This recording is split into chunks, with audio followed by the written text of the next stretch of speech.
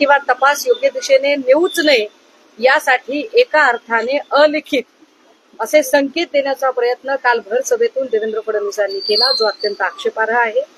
रणजितसिंह नाईक निंबाळकर यांची आतापर्यंतची जर मोडस ऑपरेंडसी बघितली तर ते कायम पोलीस स्टेशनला हाताशी धरतात आणि वेगवेगळे गुन्हे दाखल करून समोरच्या माणसाचं जगणं हराम करून टाकतात।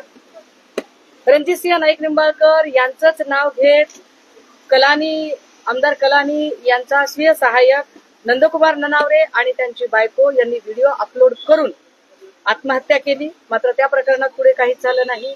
या प्रकरणी त्याचा भाऊ धनंजय ननावरे यांनी अक्षरशः स्वतःच्या हाताची बोटं कापून देवेंद्र फडणवीसांचं लक्ष वेधण्याचा प्रयत्न केला, पण फडणवीसांनी तेव्हाही या प्रकरणामध्ये रणजितसिंह नाईक निंबाळकरांची बाजू घेतली। अगवणे प्रकरणामध्ये अगवणेंच्या 2 पोरी सेम संपदा मुंडेच्या वाटेवर चालण्याचा त्यांनी प्रयत्न केला की अक्षरशः रणजितसिंह नाईक निंबाळकर यांच्या जाचाला कंटाळून शेवटी या 2 पोरींनी आत्महत्येचा प्रयत्न केला। त्याचा अख्खं मेडिकल लिटरेचर सोबत आहे आणि त्याचे सगळे पेपर्स आहेत। या सगळ्या प्रकरणामध्ये संपदा मुंडेची बहीण सांगते की हे हस्ताक्षर संपदाचं नाही। जी मुलगी 4 पानी पत्र लिहिते आपल्या हस्ताक्षरात, ती मुलगी हातावर फक्त 2 ओळी कशा काय लिहू शकेल? एक। दुसरं, जर ते हस्ताक्षर तिचं नाही तर कुणाचं आहे? पीआय जायपात्रे आणि पाटील यांना चौकशीच्या कक्षेत घेणं गरजेचं आहे, कारण तू बीडची आहेस आणि बीड हा गुन्हेगारांचा जिल्हा आहे। तू कितीही ओरडलीस बोललीस तरी तुझं कुणीही लक्षात घेणार नाही, तुला कुणीही मदत करणार नाही। हे वारंवार तिला सांगून तिला मॉरली डिस्करेज करण्याचा प्रयत्न, तिला डिमॉरलाइज करण्याचा प्रयत्न जायपात्रे आणि पाटलांनी केला। सबब त्यांना चौकशीच्या कक्षेत घेण्याची गरज आहे।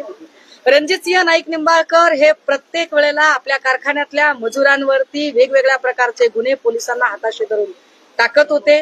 त्याच्या तब्बल 277 FIR मी आज पत्रकार परिषदेमध्ये दाखवलेले आहेत। रणजितसिंह नाईक निंबाळकरांनी पोलीस स्टेशनचा काय पद्धतीने गैरवापर केला। जर संपदा मुंडेंचं स्वतःचं भलेही ते किरायाचं असेल, हे किरायाचं घर जर फलटणमध्ये असेल तर ती रात्री 1 वाजता हॉटेल मधुदीप मध्ये कशासाठी गेली? हॉटेल मधुदीप मध्ये एकट्या मुलीला रूम कसा काय मिळाला? हॉटेल मधुदीप हे योगायोगाने रणजितसिंह नाईक निंबाळकरांच्याच कार्यकर्त्याचं कसं काय?